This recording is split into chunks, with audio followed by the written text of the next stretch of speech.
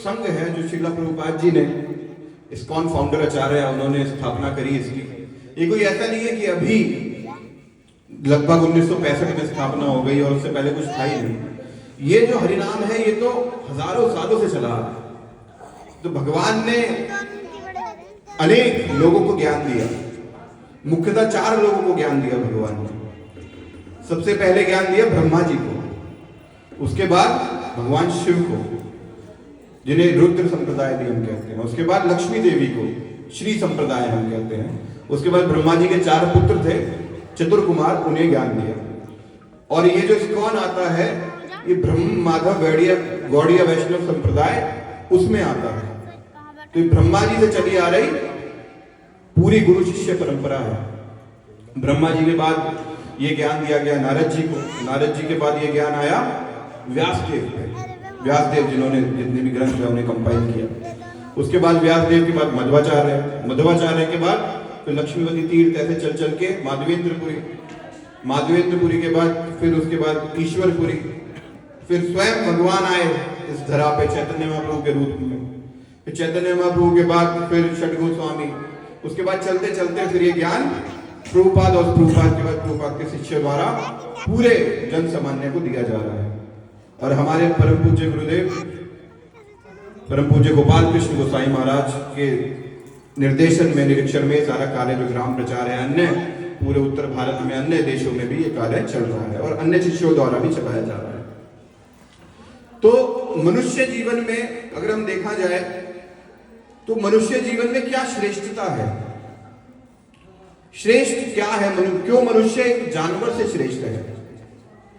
देखिए जानवर भी खाता है, हम भी खाते हैं, जानवर भी सोता है, हम भी सोते हैं, और जानवर भी बच्चे पैदा करता है, हम भी बच्चे पैदा करते हैं, हम भी अपनी रक्षा करते हैं, जानवर भी अपनी रक्षा करता है। हम घर बना लेते हैं रक्षा करने के लिए कि बारिश आए तो बच जाए, या LIC की पॉलिसी ले लेते हैं, अगर कुछ ऊपर नीचे बात हो गई तो LIC बचा लेगी। ऐसे ही जानवर भी करते हैं, वो अपने दांत दिखा देते हैं, काट लेते हैं, डंक मार देते हैं। तो क्या विशेषता क्या है हमारे जीवन में? शास्त्र हमें बताते हैं क्या विशेषता है। शास्त्र कहते हैं आहार निद्रा भय मैथुनम च सामान्य ये तो पशु भी निराणम धर्मे हितेशाम अधिको विशेषो धर्मे हीना पशु भिया समाना। क्या बताया जा रहा है? आहार निद्रा भय मैथुन।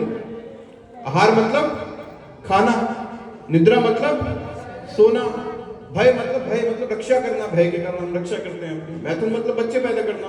आहार निद्रा भय मैथुनम चा सामान्य तो पशु भी नराणम। ये 4 कार्य अगर मनुष्य करता है तो पशु के समान है। फिर विशेषता क्या हुई, किस प्रकार से मनुष्य श्रेष्ठ है? पशु भी नराणम, पशु के समान है।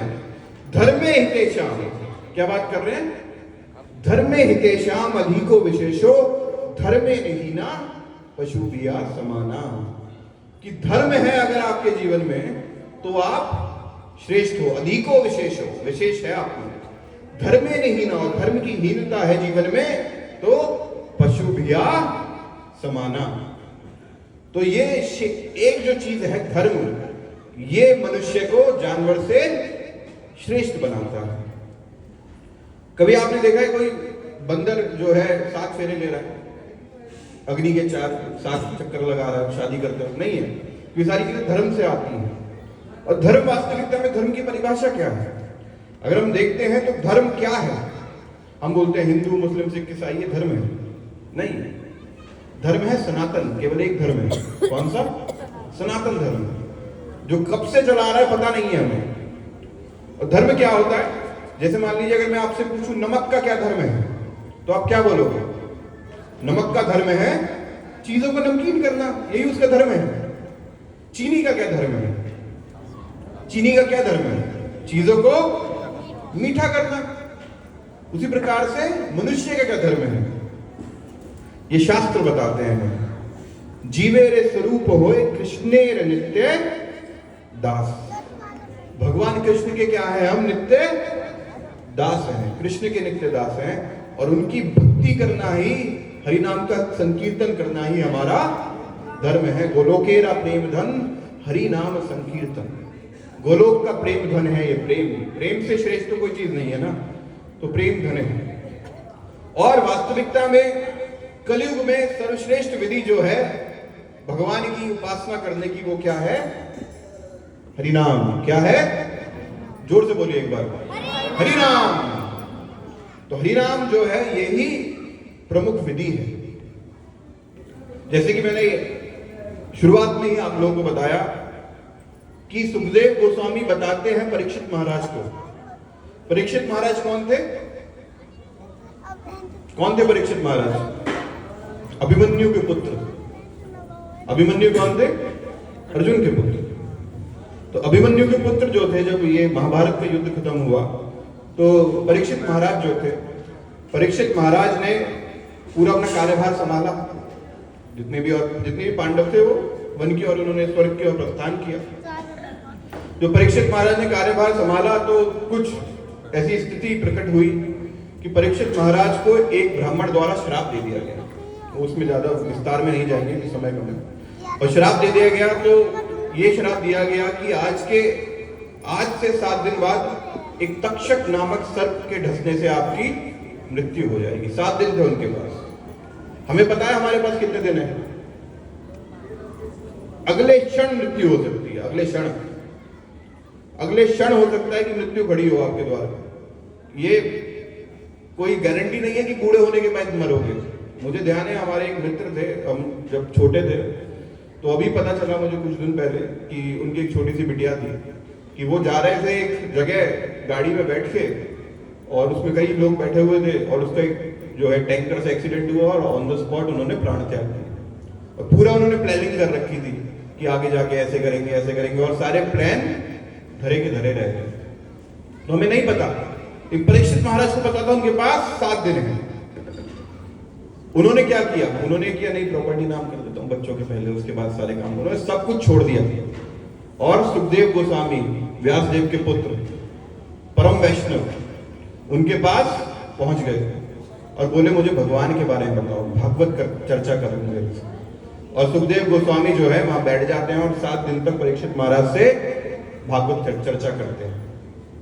और उसमें वो बताते हैं कि कालेर दोष निधराजन, कि इस कलयुग में दोष ही दोष है राजन, दोष से भरा हुआ है। अस्त एको महान गुण। और क्या दोष है? शराब पीना, मांसाहार करना, अवैध स्त्री पुरुष संग करना, जुआ खेलना, ये सारे दोष भरे पड़े हैं। कालेर दोष निधराजन, इसमें दोष ही दोष है। हर व्यक्ति लिप्त आपको मिलेगा इन चीजों में। अस्त एको महान गुण, लेकिन एक महान गुण है। क्या? कीर्तनादेव कृष्णस्य, भगवान कृष्ण के नाम का कीर्तन। मुक्त संग परम व्रजेत, और भगवान कृष्ण के नाम के कीर्तन से व्यक्ति इस भवसागर से तर जाएगा। और यही हरि नाम का कीर्तन जो है अनेक शास्त्रों में बताया गया है। हरेर नाम हरेर नाम हरेर नाम एव केवलम खलु नास्ति वनास्ति वनास्ति कतरन्यथा। क्या बता रहे हैं? केवल हरि का नाम, केवल हरि का नाम, केवल हरि का नाम 3 बार बोला है। 3 बार मतलब एक बार को 3 बार अगर उस पर बल दिया गया तो बात बहुत जरूरी है, अत्यंत आवश्यक है। हरेर नाम हरेर नाम हरेर नाम एव केवलम खलु नास्ति वनास्ति वनास्ति कतरन्यथा। कि केवल हरि का नाम, केवल हरि का नाम और केवल हरि का नाम इस कलयुग में और कोई गति नहीं है। केवल हरि नाम के कारण ही आप अपने जीवन के सर्वोच्च स्तर पे पहुंच सकते हैं। तो सर्वोच्च स्तर क्या है जीवन का? कि हम बोल सकते हैं कि प्रभु जी बता रहे हैं सर्वोच्च स्तर वास्तविकता में है क्या? सर्वोच्च स्तर यह है कि इस भौतिक जगत में इस जन्म मृत्यु जरा व्याधि के चक्र से छूटने के बाद हमें भगवान के धाम चले जाओ और चक्र से बाहर निकल जाए। जन्म मृत्यु जरा व्याधि दुख दोषाणु दर्शनम। अगर किसी बुद्धिमान व्यक्ति से पूछा जाए कि इस जगत में क्या समस्या है वास्तविकता में, कई लोग आगे बोलते हैं कि प्रभु जी हमारी नौकरी नहीं लग रही, ये समस्या है। हमारे बेटे की शादी नहीं हो रही, ये समस्या है। लेकिन इन सारी समस्या का तो निवारण है। कौन सी समस्या है जिसका निवारण नहीं है? कौन सी समस्या है? जन्म मृत्यु जरा व्याधि। जन्म समस्या है नहीं है। अगर मान लीजिए आपको एक अटैची में 9 महीने के लिए बंद कर दिया जाए और उसमें मल मूत्र कफ वात पित्त छोड़ दिया जाए, तो आप रह पाओगे? नहीं रह पाओगे। लेकिन एक बच्चा होता है, वो माँ के गर्भ में 9 महीने तक रहता है और उसमें वो प्रार्थना करता है भगवान से कि भगवान मुझे इस नर्क से निकालो, क्योंकि बहुत बुरी स्थिति में होता है। जन्म अपने आप में बहुत पीड़ादायक स्थिति है और बोलता है मैं बाहर आऊंगा तो आपकी भक्ति करूंगा, लेकिन जैसे ही बाहर आता है वो माया के प्रभाव में पड़ जाता है।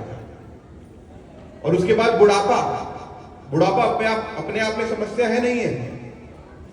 समस्या है या नहीं है ना समस्या? अंगम गलितम परितम मुंडम दशनि विहीनम जातम तुंडम वृत्तो आति हस्तम दंडम तदापि न मुंचति आशा पिंडम। क्या? अंगम गलितम, अंग गल जाएंगे, पलितम मुंडम, सारे बाल उड़ जाएंगे, दशन विहीनम, देखना बंद हो जाएगा, जातम तुंडम, ये दांत जो है वो सब उड़ जाएंगे, वृद्धो आती, वृद्ध अवस्था आते, हस्तम दंडम, हाथ में डंडा आ जाएगा, तदापि न मुंचति आशा पिंडम, तब भी जो आशा का पिंड है ये समाप्त नहीं होता। अगर कोई व्यक्ति ये बोलेगा मैं बुढ़ापे में करूंगा भक्ति, तो कोई गारंटी नहीं है इसकी। अरे बुढ़ापा क्या है? जब आप मृत्यु के समीप हो वो बुढ़ापा है। आपको पता है मृत्यु कब आएगी, तो हर कोई व्यक्ति बूढ़ा है। जब मृत्यु के समीप हर कोई है, अगले क्षण का नहीं पता, तो हर कोई व्यक्ति बूढ़ा है। जन्म मृत्यु जरा व्याधि, जरा मतलब बुढ़ापा, मृत्यु अपने आप में समस्या है नहीं है? मृत्यु क्यों समस्या है? आप देखिए, आपकी अगर एक हल्की सी चट उखड़ जाए नाखून से तो कितना पीड़ा होती है। आप सोचो तब कितनी पीड़ा होती होगी जब आपके शरीर से आपकी आत्मा को खींचा जाता है यमदूतों द्वारा, कितनी पीड़ा होती होगी। शास्त्र बताते हैं कि 40,000 बिच्छू एक समय पे एक बार डंक मारे, इतनी पीड़ा होती है जब शरीर से आत्मा को खींचा जाता है। जन्म मृत्यु जरा व्याधि, व्याधि मतलब बीमारियां। ऐसा कोई व्यक्ति है जिसे आज तक कोई बीमारी ना हुई हो? है तो हाथ खड़ा करेगा। कोई भी बीमारी ना हुई हो? बीमारी होनी है। तो ये जितने भी समस्याएं हैं इनका निवारण ही वास्तविकता में बुद्धिमत्ता है। बाकी सब चीजों का निवारण तो हो ही जाना है। प्रॉपर्टी किसके नाम करेंगे, बेटे का शादी होगा, बेटी का शादी होगा, इनका निवारण तो हो ही जाना है।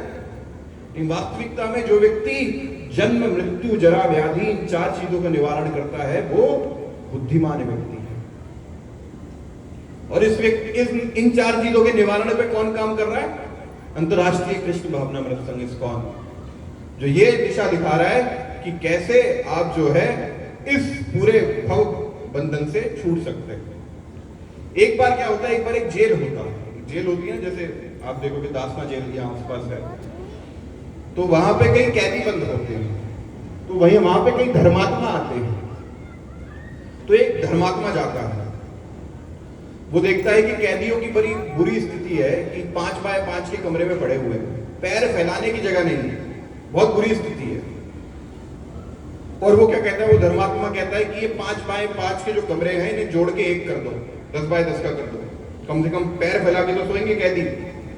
और सब लोग ताली बजाते हैं, बहुत बढ़िया बहुत बढ़िया, बहुत बड़े धर्मात्मा आएंगे, बहुत बड़े धर्मात्मा भाई, लोगों को सोने के लिए पूरी जगह दे दी। उसके बाद फिर एक और धर्मात्मा आते हैं, उनसे बड़े धर्मात्मा होते हैं, बोलते हैं अभी ये बोलते हैं ये कैदी जो है इनके पास पंखा नहीं है, गर्मी में सोते हैं, एक काम करो पंखा लगवाओ इनके लिए, खाने की व्यवस्था बढ़िया करो इनके लिए, एकदम बढ़िया एकदम शुद्ध देसी घी में खाना बनना चाहिए। ये क्या, इनको देखो शरीर कैसा हो रहा है, इनका कमर और पीठ मिलके, पेट और पीठ मिलके एक हो रहे हैं इनके। तो बोलते हैं पंखा लगवाओ और इनके लिए बढ़िया देसी घी में प्रसाद का व्यवस्था करो, खाने का व्यवस्था करो। सब लोग फिर ताली बजाते हैं, बहुत बढ़िया एकदम जबरदस्त, बहुत बढ़िया धर्मात्मा है। फिर एक धर्मात्मा और जाते हैं, बोलते हैं इनके लिए खेलने की व्यवस्था करी जाए, बढ़िया ग्राउंड बनाया जाए, अपना थोड़ा घूम पाए। तो फिर लोग ताली बजाते, बहुत बढ़िया, तो बच्चे यहाँ पे ताली बजा रहे हैं, बहुत बड़े धर्मात्मा है। फिर एक व्यक्ति आते हैं, एक संत आते हैं, वो उन कैदियों के पास जाते हैं, बोलते हैं ये पकड़ो चाबी और यहाँ से निकल लो यहाँ से। तो आप बताइए सबसे बड़ा धर्मात्मा कौन हुआ? जिसने कमरे बड़े करे, जिसने पंखा लगाया, देसी घी में खाना दिया, जिसने खेलने के लिए ग्राउंड बनाया, या जिसने चाबी दे दी? कौन बड़ा हुआ? चाबी दे दी। तो इसी प्रकार से हम होते हैं भौतिक जगत में। अरे ठीक है, हम आपको सब व्यवस्था करेंगे, खाने पीने का सब देंगे, लेकिन इस्कॉन के लोग आते हैं, इस भौतिक जगत से निकलो, ये लो चाबी। और चाबी क्या है? हरे कृष्णा कृष्णा कृष्णा हरे हरे, हरे राम राम राम हरे हरे। कली संतन उपनिषद में ये श्लोक आता है, ये जो मंत्र है हरे कृष्ण महामंत्र। और तो मंत्र होते हैं, ये क्या है? महामंत्र। कली संतन उपनिषद क्या है? वो उपनिषद जो कलयुग के लिए विशेषकर बताई गई है। उसमें ये 16 अक्षर का मंत्र आता है, हरे कृष्ण कृष्ण कृष्ण हरे हरे, हरे राम राम राम हरे हरे। इस मंत्र का जब हम जाप करते हैं तो हमारे हृदय से जो जितने भी कल्मश है, काम क्रोध मोह मद मत्सर्य, इन सब धीरे धीरे इन सब का जो प्रभाव है वो कम होता है। और धीरे धीरे हमारी चेतना क्या होती है? वो भगवत भक्ति में भगवान के चरणों में लगती है। एक बार एक व्यक्ति होता है, उसका नाम होता है कैलाश। क्या नाम होता है? कैलाश। वो जो है वो कस्तला गांव में रहता है। कौन से गांव में रहता है? कस्तला गांव में रहता है। और वो क्या करता है? वो अपने परिवार से बड़ा आसक्त था। आपको ऐसे लोग मिल जाएंगे आसपास, देखोगे ना, बड़े मिल जाएंगे। और वो क्या करता है? उसके पास नारद जी आते हैं, बोलते हैं कस्तला गांव बड़ा अच्छा गांव है, हम यहाँ स्वयं चलते हैं। और नारद जी जाते हैं और नारद जी बोलते हैं कि भाई कैलाश, अब तुम्हारा परिवार, मुझे लगता है तुम्हारा विवाह हो चुका है, बच्चे हो चुके हैं, भगवत भक्ति करनी चाहिए, भगवान की भक्ति करो, मैं हरिनाम देने आया हूँ। तो बोलते हैं नहीं प्रभु, अभी तो छोटे छोटे बच्चे हैं मेरे, अभी तो बहुत जिम्मेदारियों का बोझ है मेरे ऊपर, अभी मैं कहाँ भक्ति कर पाऊंगा, आप थोड़ी समय बाद आइएगा। नारद जी चले जाते हैं। थोड़ा समय बीत जाता है तो कैलाश के बच्चे बड़े हो जाते हैं, उनका विवाह हो जाता है। तो दोबारा आते हैं तो बोलते हैं कैलाश, अब तो तुम्हारे बच्चों का विवाह हो गया, अब तो तुम 50 साल के हो गए, पंच शोधनम वनम व्रजेत, कि 50 साल की उम्र में तो वन के और प्रस्थान करना चाहिए, अब तो भक्ति करो। बोलता है नहीं, अभी ये मेरे जो पुत्र है ना, ये बहुत लापरवाह है, ये खेत की बाड़ियां खुली छोड़ देते हैं, वहां फिर गायें घुस जाती है, नील गाय घुस जाती है, फसलों को खराब कर देती है, अभी मैं भक्ति नहीं कर पाऊंगा, थोड़े समय बाद आइए। फिर थोड़ा समय और बीत जाता है, नारद जी फिर जाते हैं, बोलते हैं कैलाश, अब तो तुम्हारे बच्चे समझदार हो गए हैं, अब तो तुम चलो। बोलते नहीं, ये मेरे पोते पोती हैं, मेरे बच्चे तो पूरे दिन व्यस्त रहते हैं, वो तो पूरा खेत की निगरानी करते हैं और मुझे पोते पोतियों को खिलाना है, अभी मैं नहीं जा पाऊंगा, आप थोड़े समय बाद आइएगा। ठीक है। फिर थोड़े समय बाद नारद जी फिर जाते हैं। नारद जी आवाज लगाते हैं कैलाश, कैलाश नाम सुन के कोई आता ही नहीं। फिर वो दोबारा आवाज लगाते हैं कैलाश, कोई नाम सुन के आता ही नहीं। फिर दोबारा आवाज लगाते हैं कैलाश, तो एक कुत्ता भौंकता है, भौंक भौंक भौंक। तो बोलते हैं ये कौन है? तो नारद जी अपनी दिव्य शक्ति से बात करते हैं कुत्ते से, बोलते हैं आप कौन है? बोलते हैं नारद जी मैं कैलाश।